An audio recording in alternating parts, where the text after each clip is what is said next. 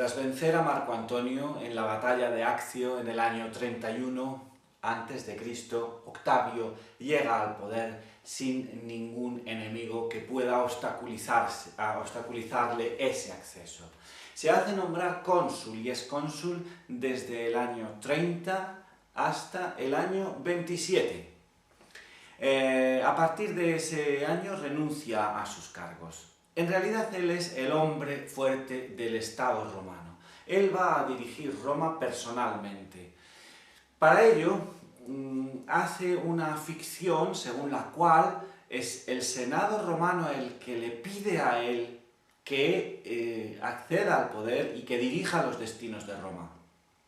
Y él generosamente accede y toma el poder. Siempre a partir de entonces va a ser así.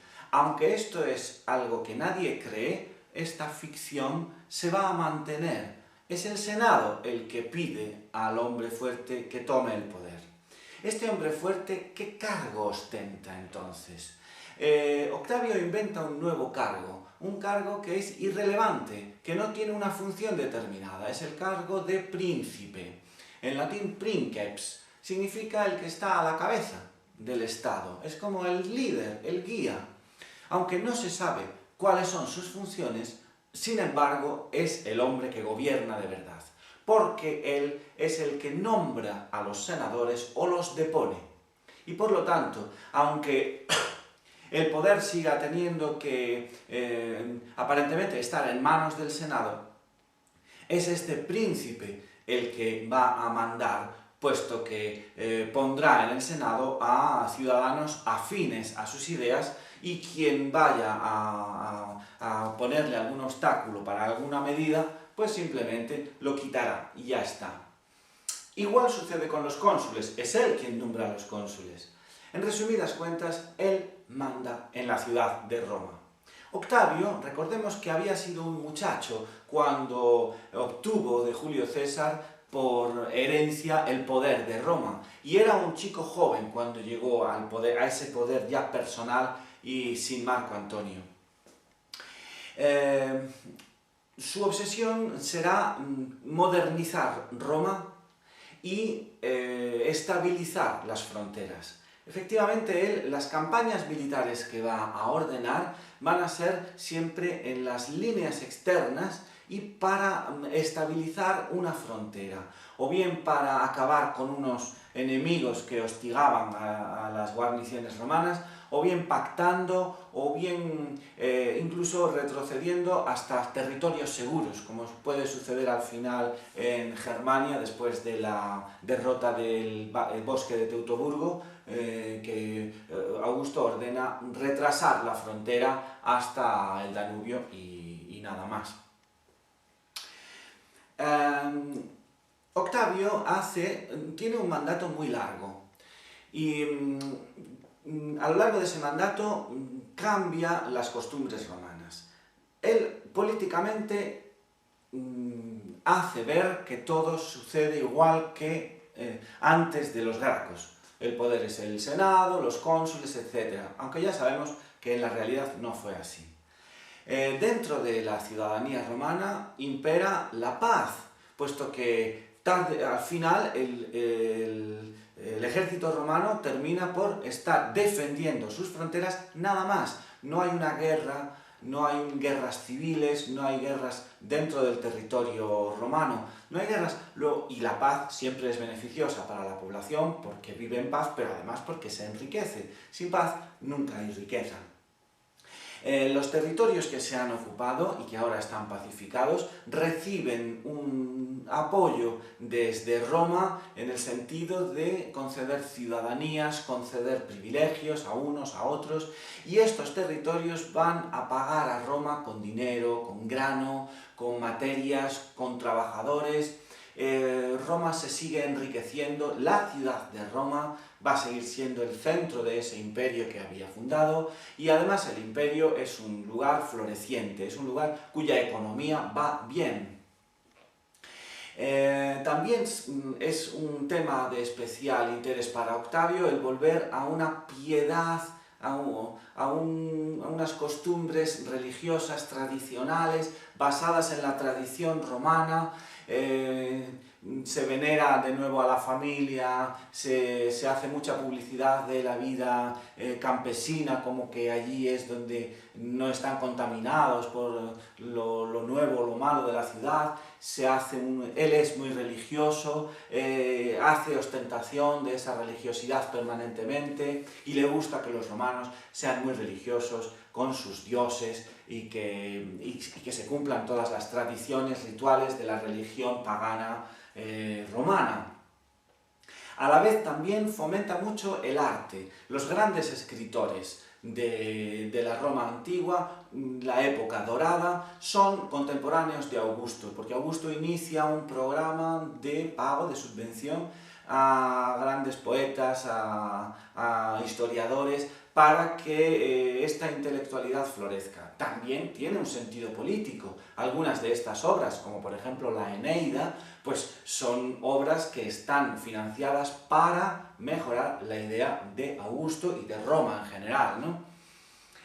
Tiene todo el apoyo del ejército. El ejército en general siempre va a apoyar a un general que tome el poder, y aunque Octavio en un principio no era militar, sin embargo, después de la batalla de Accio, después de la lucha contra Marco Antonio, se ha convertido en un líder del ejército, muy admirado y muy querido, también porque él mantiene las pagas de los soldados y mantiene los repartos de lotes a veteranos en los lugares que han sido conquistados.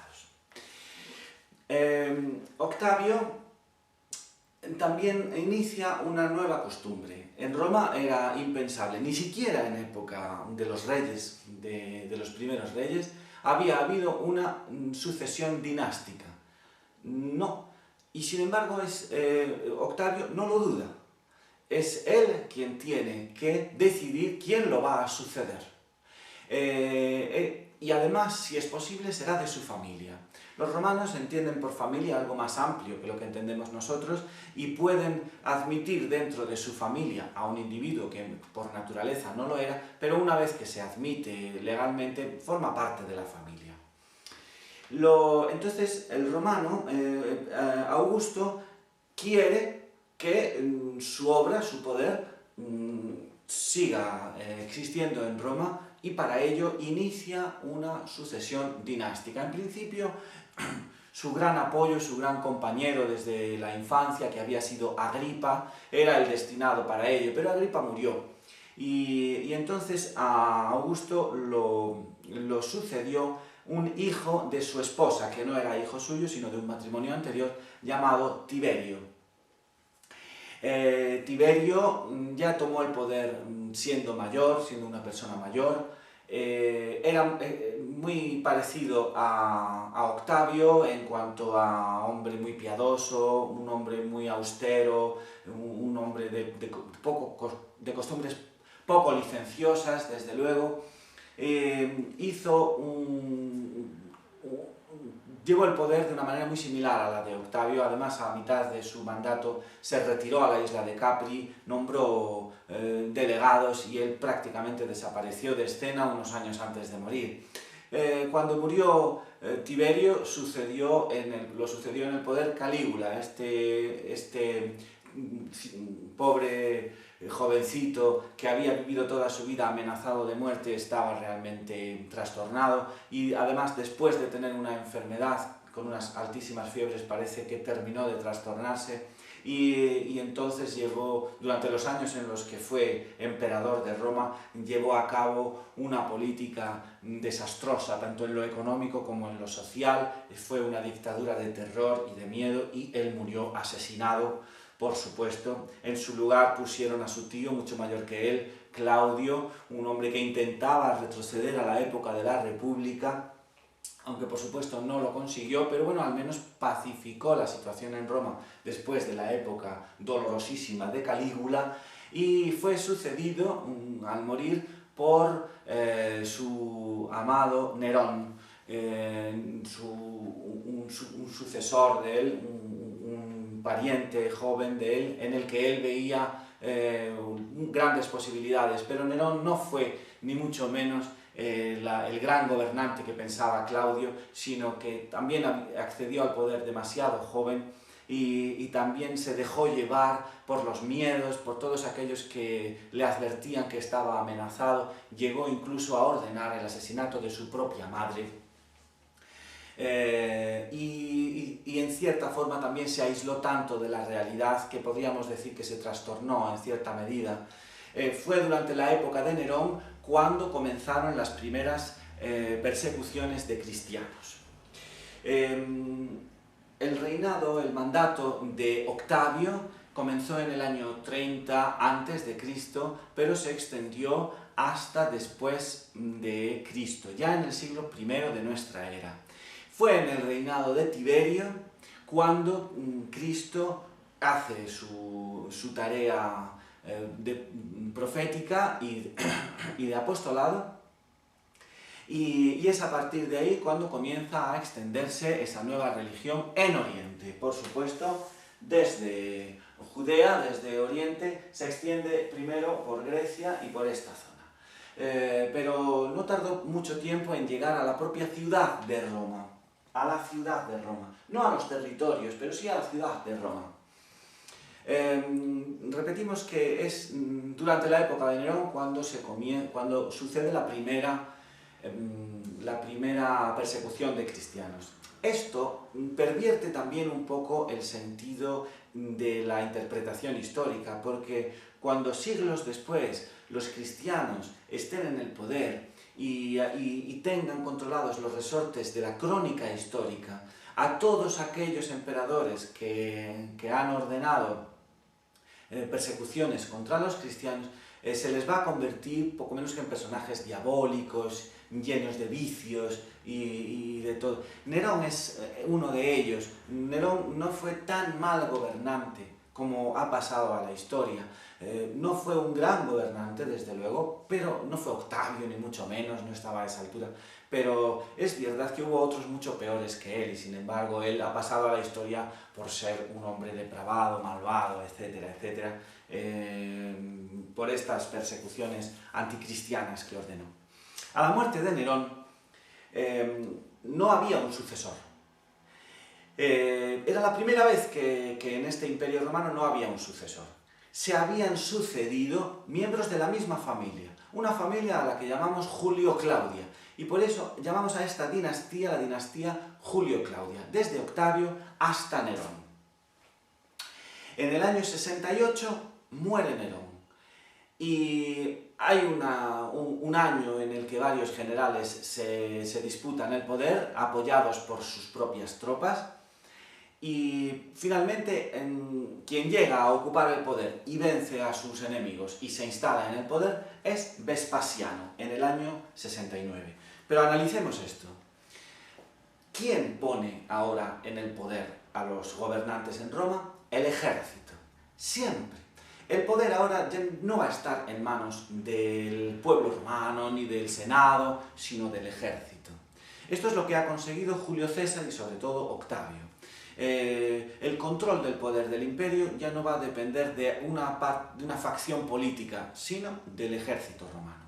Este ejército romano, mientras se mantenga unido y firme, va a tener gobernantes que no van a tener problemas entre sí. Si hay disensiones en el ejército, habrá distintos bandos que se disputen el poder. Y por otro lado, esto hace que los ciudadanos tengan menos protagonismo.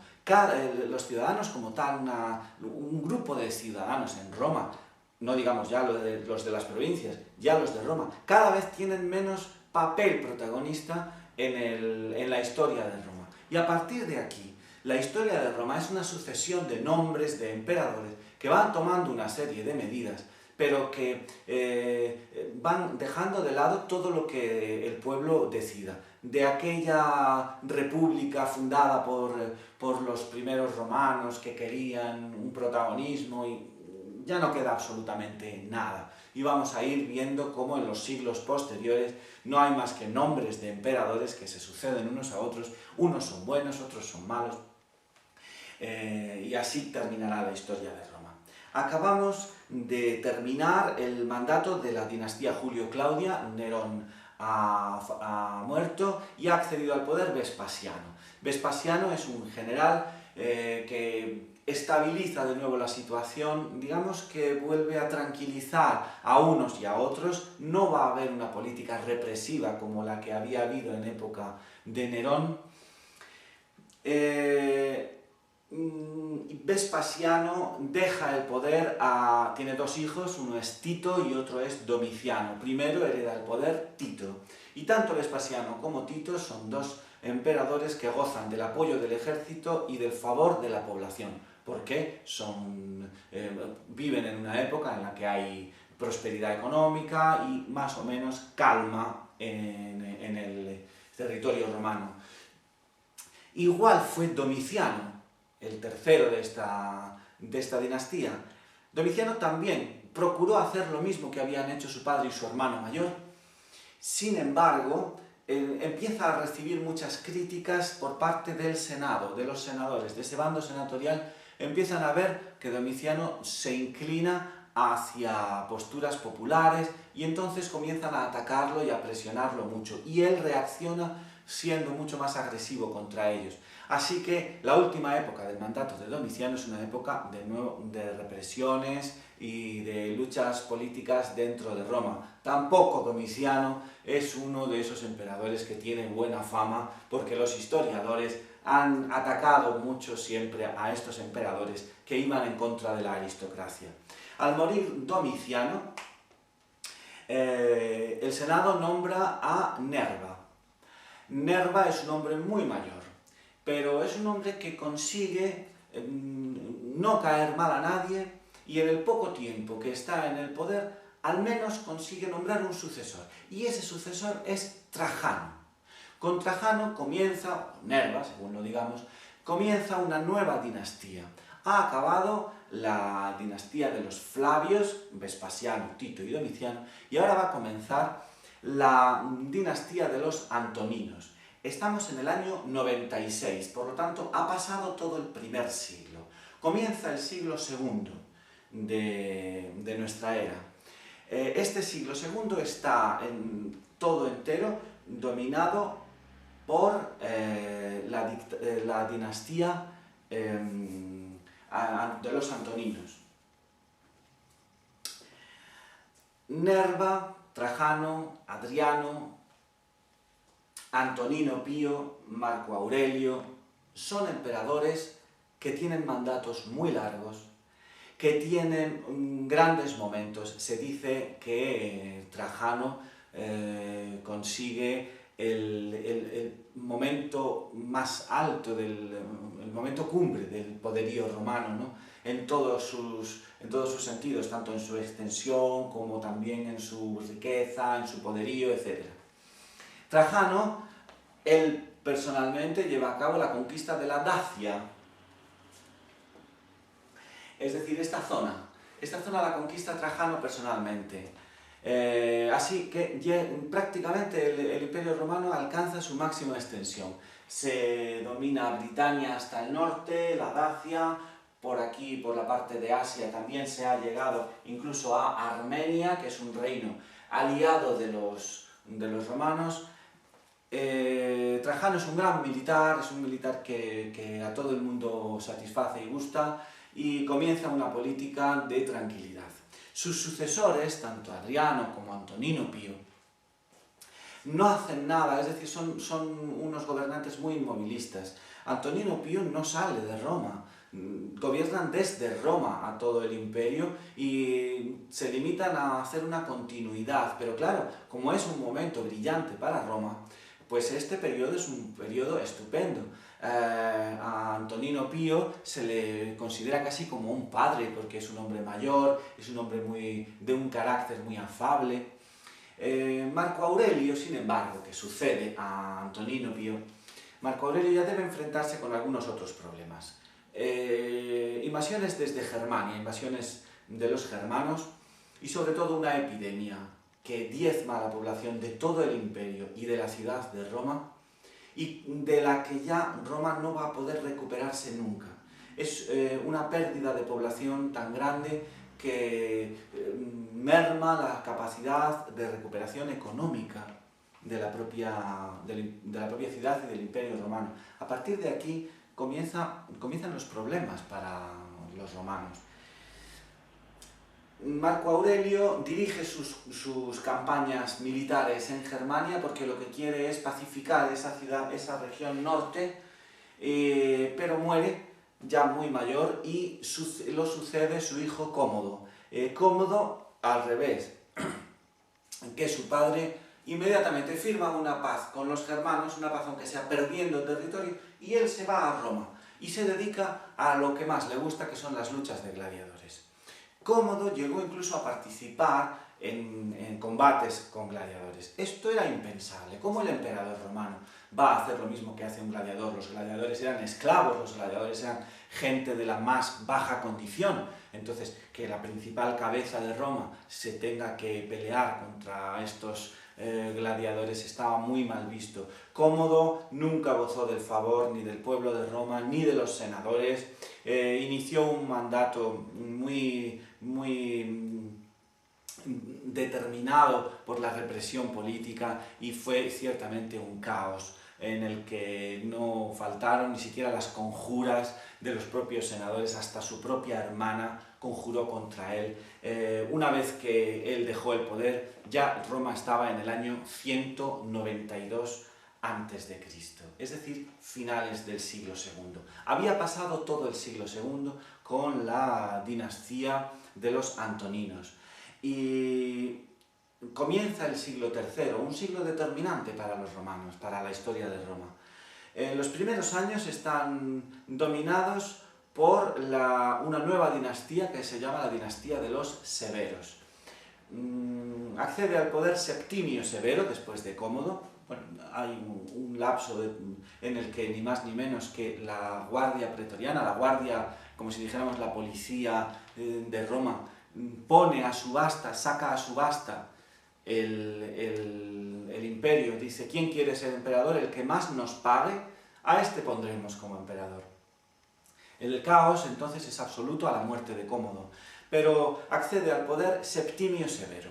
Y Septimio Severo, apoyado por las tropas, por supuesto, siempre por el ejército, llega al poder y comienza una serie de reformas. Para empezar, lo primero es que suprime a la guardia pretoriana y pone a una guardia danubiana, una guardia de agentes venidos del norte, del Danubio, incluso extranjeros.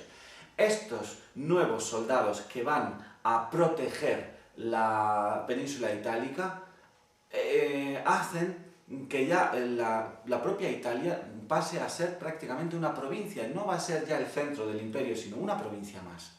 Roma seguirá siendo la principal ciudad, de momento. Septimio Severo también comienza una recopilación de leyes, lo que quiere es hacer un código, y para ello cuenta con el apoyo de un amigo suyo, jurista, llamado Papiniano. Papiniano, bajo los auspicios de Septimio, hace una codificación de leyes que será la base de lo que luego será el derecho romano, que más adelante va a ser el derecho europeo. Así que realmente es muy importante lo que inicia ahora Septimio Severo. Septimio Severo también favorece a los intelectuales, como había hecho Octavio, y se vive una nueva época gloriosa. Y ya los intelectuales, los creadores, no son solo romanos, también los hay venidos de otras partes del imperio, de Grecia, incluso de la Galia, algunos de ellos. A la muerte de Septimio Severo sucede un problema, porque tenía dos hijos, uno es Caracalla y otro es Geta, y ambos son nombrados emperadores a la par, es decir, coemperadores. Pero Caracalla al poco tiempo inicia una guerra y mata a su hermano Geta y se queda con el poder. Aunque Caracalla hizo una política más o menos de protección de la ciudad de Roma, no es bien recordado, porque también a la vez hace una política muy represora, muy temerosa de la gente que podía quitarle a él el poder, y entonces vive en el miedo, y cuando un gobernante vive en el miedo, al final todo es un desastre. Pero es que su sucesor, que era un primo lejano suyo llamado Heliogábalo, que había vivido en Grecia y en Asia durante toda su vida sin el menor contacto con el poder, cuando es llevado a Roma, este muchacho, Heliogábalo, los romanos descubren que su emperador es un fanático de un dios al que ellos ni siquiera conocen, ¿no? Y él impone el culto a ese nuevo dios en Roma. Los romanos, por supuesto, no pueden admitir, este hombre es un excéntrico, es un ser raro para los romanos, un ser que viene de Oriente y que tiene unas costumbres muy raras. También es apartado del poder inmediatamente y por fin llega al poder un otro pariente de él, Alejandro Severo, que permanece en el poder hasta el año 235 y recupera la sintonía de Septimio Severo, recupera una estabilidad. Esta es la dinastía de los Severos, que ocupa la primera mitad del siglo III. Como vemos, los emperadores unos son buenos y otros son malos. Prácticamente no es necesario recordar cómo actúa cada uno. Pero hemos llegado a mitad del siglo III y aquí comienza una gran crisis en la cual durante 50 años habrá 26 emperadores que ocupen el trono de Roma. Es decir, hay emperadores que duran días y todos ellos mueren asesinados. Y salvo algunos como Aureliano, algún periodo como el del emperador Aureliano en los años 70, es una catástrofe completa para los ciudadanos del Imperio Romano. Veamos algunas de las causas de esa catástrofe. En primer lugar, comienzan unas invasiones de población del norte hacia los territorios del imperio. Los principales, que deberemos recordar en adelante, son los ostrogodos y los visigodos. Los godos, que llegan desde la región más al norte de Europa, se instalan en el norte, que ellos se llamarán a sí mismos los godos del este, son los ostrogodos, y en el centro, que serán los visigodos. Estos godos son acompañados en occidente por los francos, que también invaden, muchas veces hacen incursiones en territorio romano de la Galia y hasta de Hispania.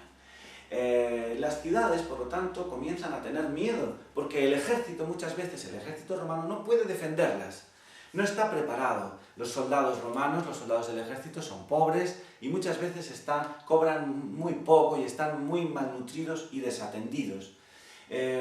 Por eso la frontera norte del imperio es un coladero, empieza a ser un coladero en este siglo III después de Cristo.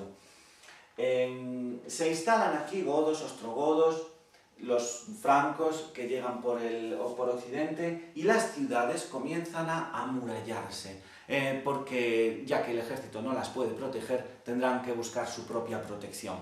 Las ciudades se amurallan, el cristianismo además va creciendo y del cristianismo tendremos que hablar más adelante, pero aquí hay que decir que en el siglo III el cristianismo ya es una doctrina religiosa que tiene mucho éxito entre los romanos, incluso entre vecinos de los romanos.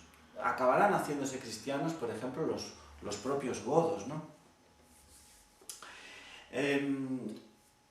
Este es el panorama que a final del siglo III se encuentra un nuevo militar. Claro, cada uno de estos emperadores que se disputan el poder están apoyados por sus tropas, por sus propios soldados.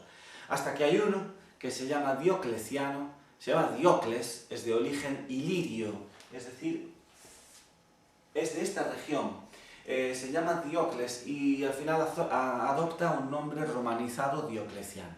Llega al poder Diocleciano, apoyado por sus soldados, y es capaz de eliminar a los que le disputan el poder.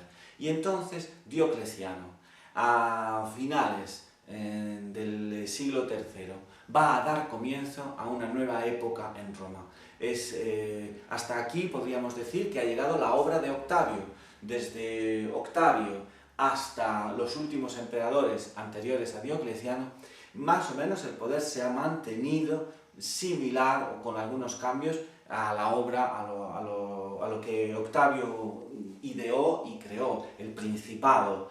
pero a partir de ahora va a llegar otra época de Roma y va a llegar una nueva forma de entender el poder en Roma, porque en Roma ya no tenían ni mucho menos la capacidad de mantenerse como había hecho en los años hasta aquí. Lo veremos más adelante.